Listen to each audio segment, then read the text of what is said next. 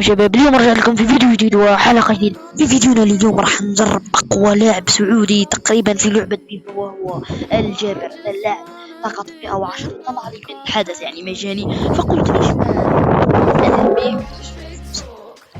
ليش عليه أنه سعودي ما يعرف يلعب. خلونا نجرب مرات ديفيجن رايب ونشوف كم من هدف راح يسجل وكم من مهارة عنده. المهم لا تنسوا تضغطوا زر لايك وخلونا ندخل ديفيجن رايب وجها لوجه، وخلونا نبتدأ والله يستر فقط من السيء.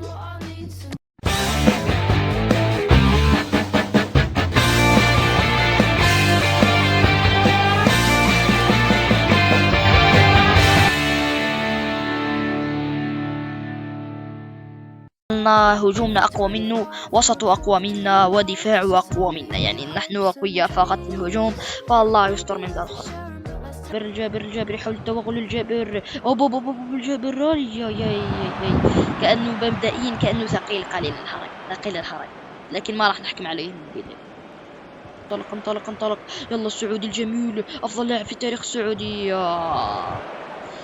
يلا الجابر، اسيست على الاقل يا نكونكو رجع يا نكونكو يا لعبكو. والله فيرجل فان دايك حط كل هجومي في جيبه يا اخي. صعد الجابر، صعد الجابر باطي جدا والله. لا يعني ذا اللاعب مسألة حياة او موت. اذا حيله راح احطه في تشكيلتي الاساسية، يعني حاول انك تقدم نفسك. الجابر شوت باور شوت، يا الله باور شوت خرافي من اللاعب السعودي الجابر. بالغصب حتى لقيته، يعني بالغصب. شوف التحرك وشوف الباور شوت، ضربة قوية جدا. انطلق الجابر ما زال باطي. الجابر باطي. مهارة حلوة منك، انت عندك قوة في التسديد. الله ما شاء الله على الباور شوت. وينك؟ خلينا نعمل لك رأسية خرافية. وين يا الجابر، يا الجابر. كم رقمه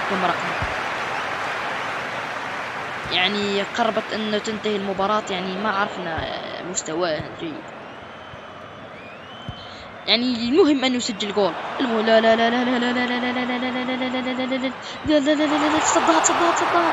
لا حكم ليش يا حكم تحسب ضربة جزاء؟ يا رب انتظر، يا رب يا اوتشيوا يلعن ام الحظ الزفت. تعادلنا في الدقائق الأخيرة. وش ذا الحظ أول 29 والله سريع اللعب ذا. لا أعرف كيف يعني ليس سريع. قلت لكم ما راح أظلم يعني. بتجربوا واعطونا اسم الله في التعليقات، والى اللقاء في مقطع آخر إن شاء الله.